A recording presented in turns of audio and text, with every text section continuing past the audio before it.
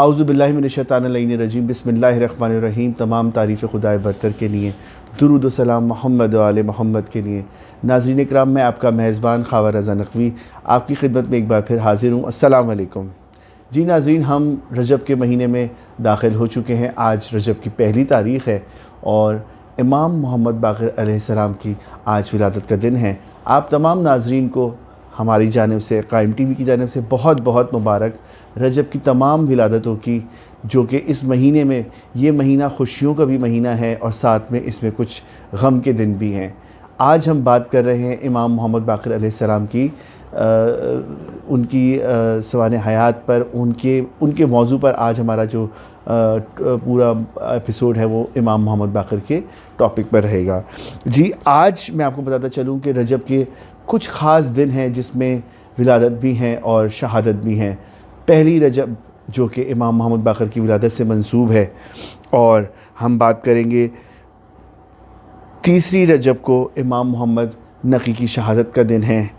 5 रजब को विलादत है इमाम मोहम्मद नक़ी अलैहिस्सलाम की। 9 रजब को विलादत है मौला अली असग़र अलैहिस्सलाम की।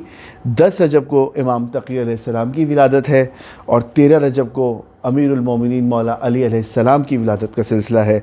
15 रजब को शहादत बीबी ज़ैनब है। 18 रजब वफ़ात फ़र्ज़ंदे रसूल खुदा जनाब इब्राहीम हैं और 20 रजब एक बीबी सकीना की विलादत का दिन है और 22 रजब नज़र इमाम जाफ़र सादिक़ है। 24 रजब फ़तह जंग खैबर है। 25 रजब इमाम मूसा काज़िम की शहादत का दिन है और 27 रजब शब मेराज, यानी कि 26 रजब शब मेराज, 27वीं रब शब, और 28 रजब को हम सफ़र मदीना, यानी कि मौला हुसैन का सफ़र जो कि करबला की जानिब है। तो हम इन मखसूसियों पे आपको मुसलसल कायम टीवी प्रोग्राम नशर करेगा, जो आप देखेंगे। आप मुसलसल कायम टीवी को देख रहे हैं, आपके हम तहे दिल से मशकूर हैं और हम आपसे इसी तरह देखने की उम्मीद रखते हैं कि आप कायम टीवी के मुसलसल प्रोग्रामों को देखेंगे।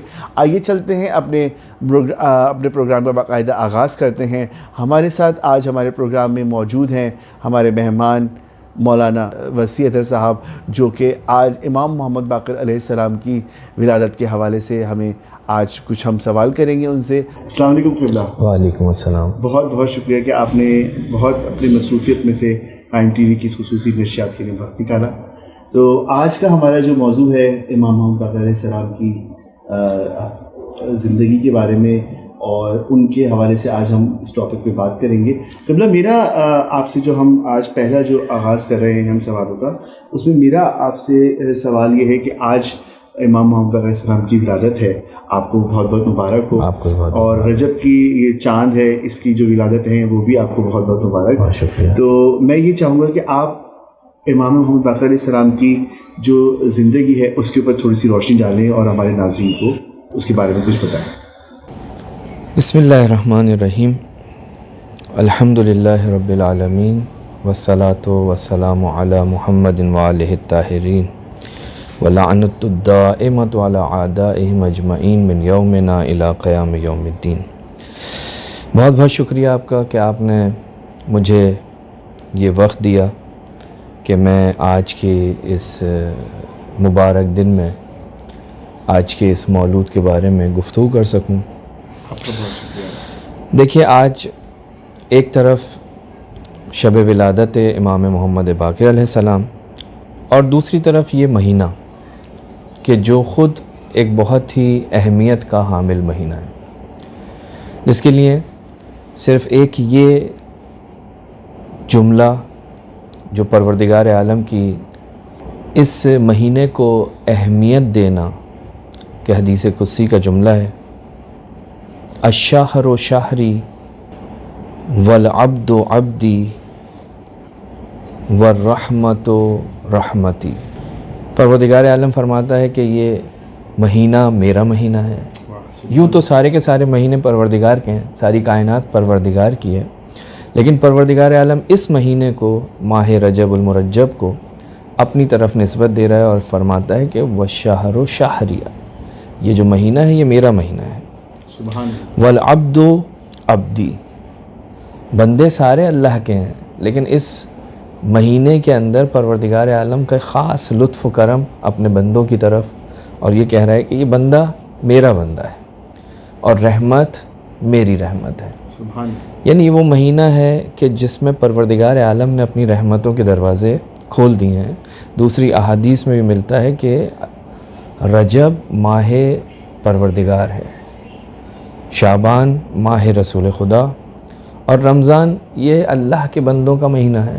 پروردگار عالم اس مہینے کے اندر دسترخوان بچھاتا ہے اور سارے لوگ اس پروردگار عالم کی اس دسترخوان پر بیٹھ کر استفادہ کرتے ہیں.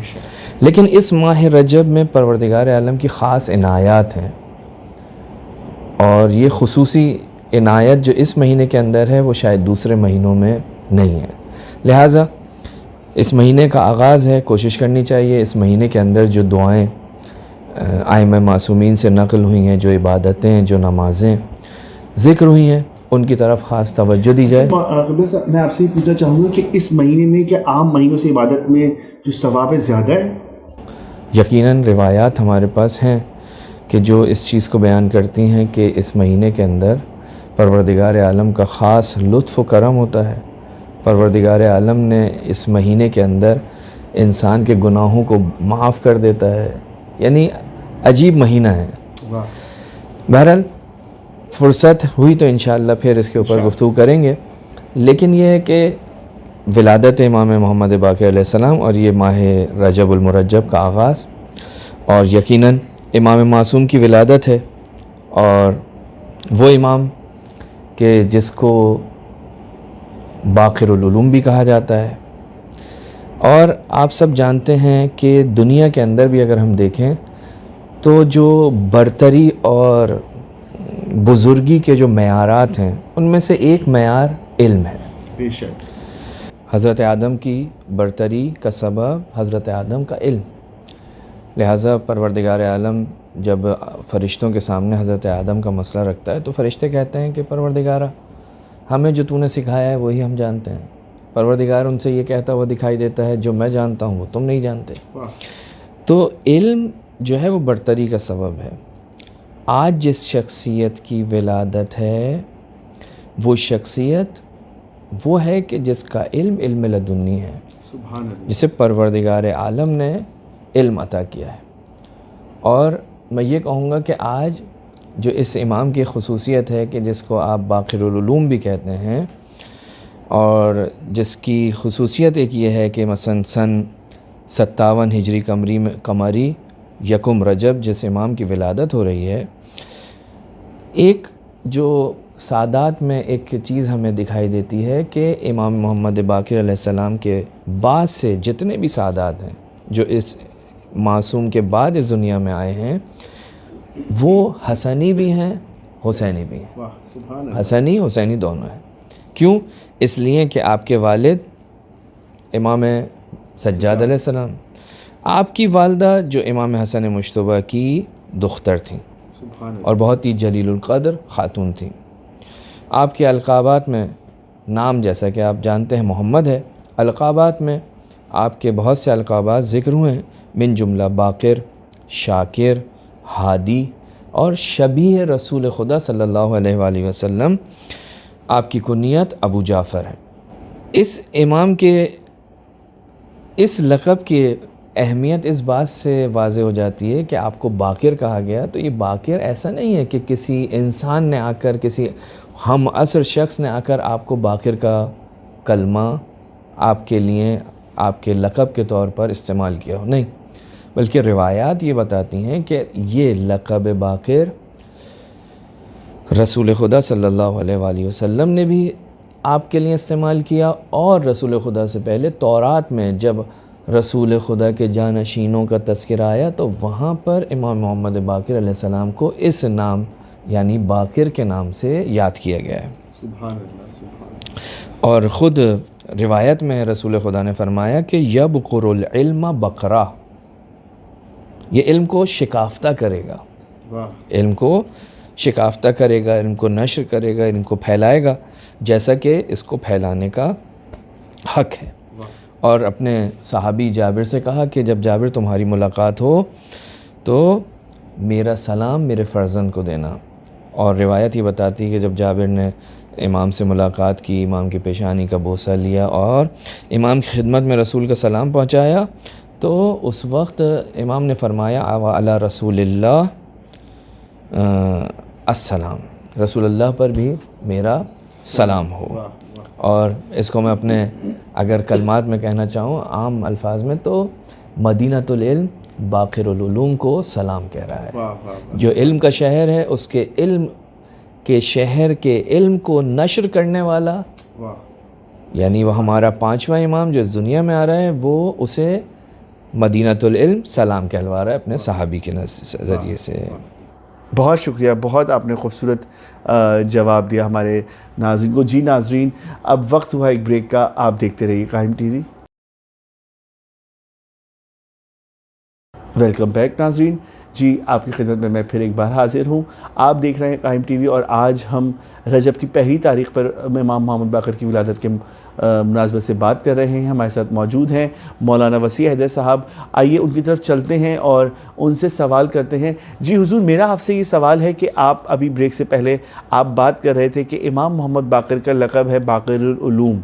اس پہ تھوڑی سی روشنی ڈالیے، کیونکہ ہمارے ہر امام اپنے علم کی وجہ سے پہچانے جاتے تھے. آپ نے خود ہی کہا تھا ابھی تھوڑی دیر پہلے. تو ہر امام ایک علم کا دریا، ایک سمندر ان کا بہہ رہا ہے. تو ان کو باقر العلوم کا جو یہ لقب دیا، تو کیا خاص وجہ تھی جو ان کو یہ لقب عطا ہوا؟ دیکھیے، جہاں تک ائمہ معصومین کے علم کا تعلق ہے تو اس میں کوئی شک اور شبے کی گنجائش نہیں کہ سب کا علم کا منبع رسول خدا، اور رسول خدا کا منبع عرش بری. علم لدنی کے مالک تھے یہ حضرات، ان کے علم میں کوئی فرق نہیں. لیکن جو زمانہ امام محمد باقر علیہ السلام کو نصیب ہوا، یا جس زمانے میں آپ زندگی گزار رہے تھے، اس زمانے کا تقاضا یہ تھا کہ وہاں پر علم کو نشر کیا جائے.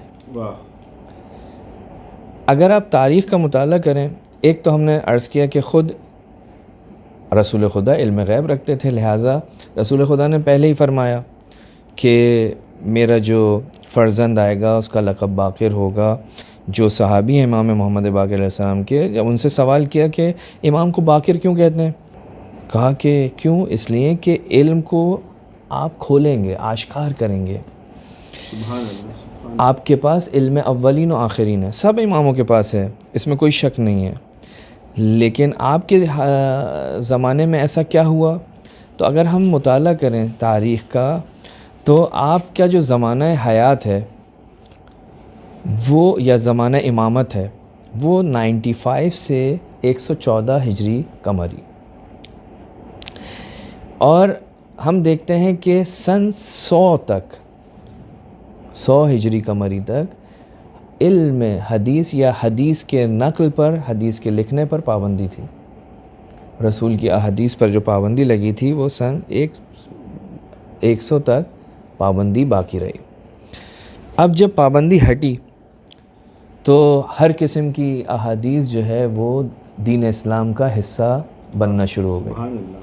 اب ایسے میں امام محمد باقر علیہ السلام جو وارث رسول ہیں، جنہوں نے قرآن کو بھی بیان کرنا ہے، جنہوں نے سنت سیرت رسول خدا کو بھی بیان کرنا ہے، جنہوں نے احکام شریعت کی وضاحت بھی کرنی ہے، ایسے میں جب مختلف قسم کے لوگ منصب فقاہت پر آ کر فتویٰ دے رہے ہیں، تفسیر کر رہے ہیں، حدیث بیان کر رہے ہیں کہ جس کا دین اسلام سے کوئی تعلق نہیں، امام محمد باقر علیہ السلام آتے ہیں اور بعض لوگوں کی نسبت امام باقاعدہ منع کرتے ہیں. کہا کہ مثلاً تم جو ہے پہچانو، آج کے زمانے میں کعب الاخبار جیسے لوگ ہیں، حدیث گڑھنے والے لوگ موجود ہیں، رہبان جیسے لوگ موجود ہیں، جن کو جو خسرت دنیا والآخرہ ہیں، ان سے بچو. اب کیونکہ وہ لوگ جو کہ وابستہ تھے حکومت سے، اور حکومت کے کو راضی رکھنے کے لیے ان کی مرضی کے مطابق ان کے فتاوی بھی ہوا کرتے تھے. تو امام، اور ابھی تک تاریخ ہی کہتی ہے کہ یہ زمانہ وہ تھا کہ آپ سوچئے آج ہم اتنے 100 سال گزر جانے کے بعد ہم فقہ رسول خدا پر، شریعت رسول خدا پر عمل کرتے ہیں. اس زمانے میں حالات یہ ہو گئے تھے کہ آپ سوچ نہیں سکتے کہ بہت سارے لوگوں کو دینی مسائل کا علم نہیں تھا، وضو کے مسائل نہیں جانتے تھے، حج کے مسائل نہیں جانتے تھے، اتنی دوری ہو گئی تھی. اب اس وقت امام نے آ کر فقہ کو بیان کیا، تفسیر کو بیان کیا، حدیث کو بیان کیا، اخلاق کو بیان کیا. امام نے کثرت سے، یعنی اتنی کثرت سے بیان کیا کہ ایک صحابی امام کا 30,000 حدیثیں امام محمد باقر سے نقل کرتا ہے. 30,000. اور امام نے کیا کیا، وہ لوگ جو بظاہر علم کا لبادہ اڑے ہوئے تھے اور دین کو بیان کر رہے تھے اپنی سمجھ کے مطابق، توجہ کیجیے گا، اپنی سمجھ کے مطابق، امام نے ان کے سامنے ان حقائق کو رکھا کہ تمہاری سمجھ نہیں چلے گی، یہاں پر قیاس آرائیاں نہیں چلیں گی، قرآن و احادیث سے دین اسلام کو بیان کرو. تو اب جب امام وہاں پہنچے ہیں اس زمانے میں، تو آپ دیکھیں گے کہ ان دونوں محاذوں پر امام نے خوب بہترین انداز میں عمل کیا. ایسا عمل کیا کہ تاریخ میں بعض روایتیں یا بعض عبارتیں جو محدثین نے لکھی ہیں، مورخین نے لکھی ہیں، ایک جگہ ملتا ہے ما رأیت العلماء عند احد قط اصغر منہم عند ابی جعفر، کہ میں نے کسی عالم کو اتنا حقیر نہیں دیکھا جتنا جب وہ امام محمد باقر کے سامنے بیٹھتے تھے تو بہت ہی حقیر ہوتے تھے. بڑے بڑے لوگ جب امام کے سامنے بیٹھتے تو حقیر. اور وَلَقَدْ رَأَيْتُ الْحَكَمَ ابن عُيَيْنَةَ مَعَ جَلَالَتِهِ فِي قَوْمٍ، کہتے ہیں میں نے حکم ابن عیینہ کو دیکھا جو کہ اپنے قوم کے اندر بہت ہی جلالت رکھتا تھا، کہ امام کے سامنے ایسا بیٹھا ہے کہ جیسے کوئی اپنے معلم کے سامنے کوئی اس کا شاگرد بیٹھا ہوا ہے. تو علمی میدان میں امام باقر علیہ السلام اور پھر آپ کے فرزند امام صادق علیہ السلام نے علم فقہ، علم اخلاق، علم تفسیر میں بہترین انداز میں شاگردوں کی پرورش کی، دین کا دفاع کیا، دین کی تبلیغ کی، اور وہ معارف حقیقی جو رسول خدا سے آپ تک پہنچے تھے آپ نے ان کو آگے بڑھایا. اور پھر وہ جو انحرافات پیدا ہو رہے تھے، اب مختلف قسم کے گروہ تھے یہاں پر کہ جن کا مقابلہ معصوم امام کر رہے تھے. خوارج کی انحرافی فکر جو امیر المومنین کی نسبت نازیبہ الفاظ بیان کرتے ہوئے دکھائی دیتے ہیں، ان کو امام باقر علیہ السلام ان کو جواب دے رہے ہیں، ان کی ہدایت کر رہے ہیں. اسی طرح سے ہم دیکھتے ہیں مثلاً وہ لوگ جو غلوف کرتے تھے، غالی تھے، ان کا مقابلہ کر رہے ہیں. باقاعدہ امام بیان کر رہے ہیں کہ فلاں افراد جو ہیں یہ جھوٹے ہیں، ان سے کسی قسم کا رابطہ نہیں رکھا جائے.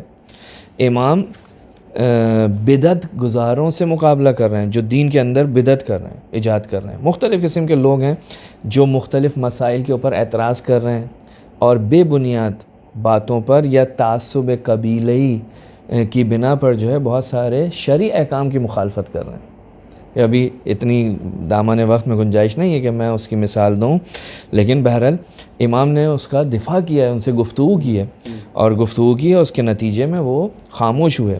اور ایک اہم ترین جو گروہ تھا وہ تھا ان لوگوں کا کہ جو علم کا لبادہ اڑ کر بظاہر جانشین رسول اپنے آپ کو کہلاتے تھے، یا علم رسول کی یا علم دین کی، اسلام کی ترویج کر رہے تھے. کہ جو کچھ لوگ ایسے تھے جو اپنی رائے کو دین میں داخل کرتے تھے. امام نے ان کا مقابلہ کیا. جو اغیار کی طرف سے دین کے اوپر اعتراضات ہوتے تھے، حتیٰ وہ اعتراضات جو حکومت وقت پر ہوئے، جو مشکلات حکومت وقت دشمن کی طرف سے دیکھ رہی تھی، اس میں بھی امام محمد باقر علیہ السلام اس حکومت کا، اس حکمران کا ساتھ دیتے ہوئے. آخر میں میرا آپ سے سوال یہ ہے کہ آپ روشنی ڈالیے کوئی حدیث امام محمد باقر کے حوالے سے. دیکھیے ائمہ معصومین کے احادیث، یقیناً ایک حدیث کے اوپر اگر آپ ہاتھ لگائیں تو ہر حدیث جو ہے وہ قیمتی سرمایہ ہے، کہ اس سے زیادہ قرآن کے بعد اگر کوئی آپ کے پاس سرمایہ ہے تو وہ احادیث معصومین ہیں.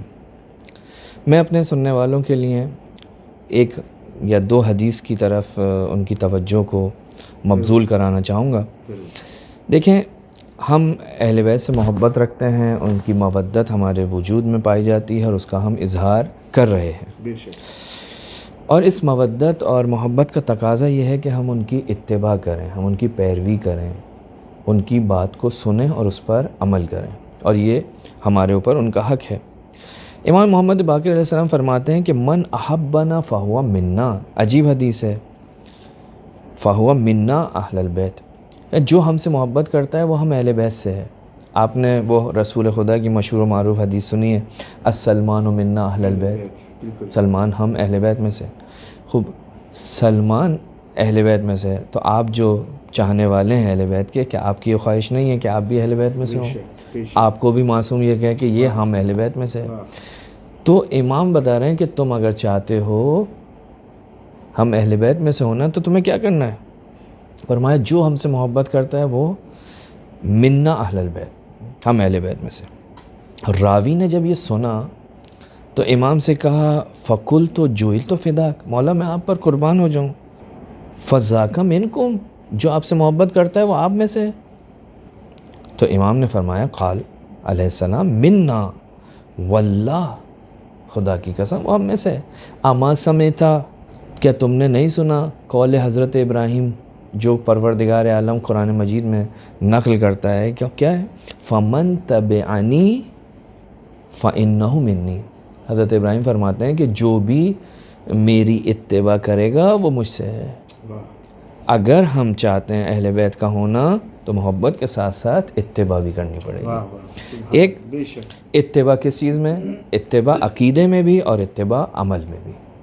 عقیدے میں بھی آپ کو مجھے اتباع کرنا پڑے گی جو بھی عقیدہ ہے، اور عمل میں بھی ہمیں ان کی اتباع کرنا پڑے گی۔ اور ایک وصیت جو امام نے اپنے صحابی کو کی تھی، یہ بیان کر کے اپنی گفتگو کو مکمل کروں۔ امام فرماتے ہیں اوصی کا بخمسن، میں تمہیں 5 چیزوں کی وصیت کرتا ہوں۔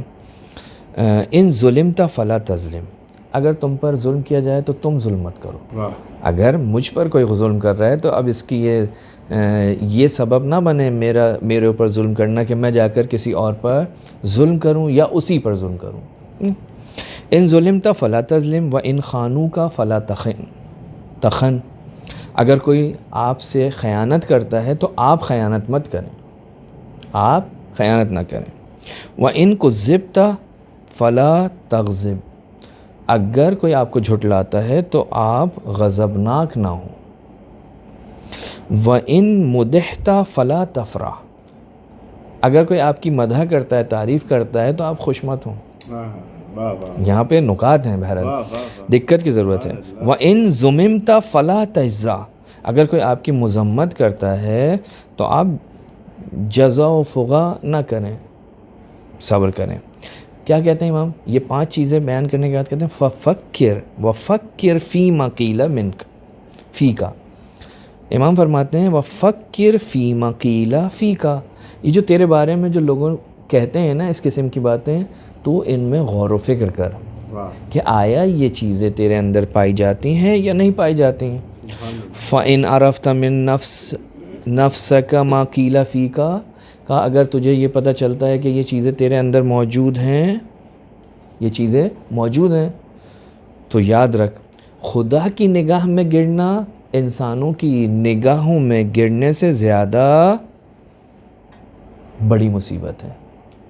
یعنی لوگوں کی نگاہوں میں ممکن ہے کوئی انسان گر جائے، کوئی مسئلہ نہیں ہے، آج گرے گا پھر کل اٹھ جائے گا، لیکن اگر خدا کی نگاہ میں کوئی گر جائے تو پھر اس کے اٹھنے کی کوئی ذمہ داری نہیں ہے۔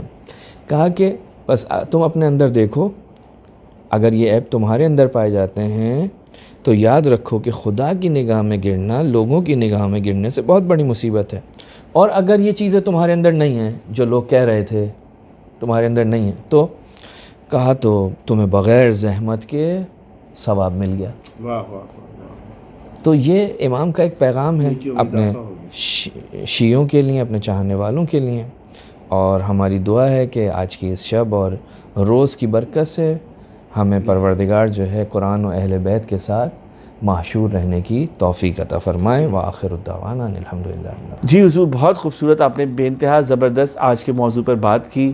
ہم آپ کے شکر گزار ہیں کہ آپ نے اپنے بے انتہا مصروفیت میں سے آپ نے آج ہمارے اس پروگرام کے لیے وقت نکالا.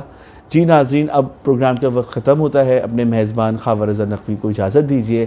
خدا حافظ.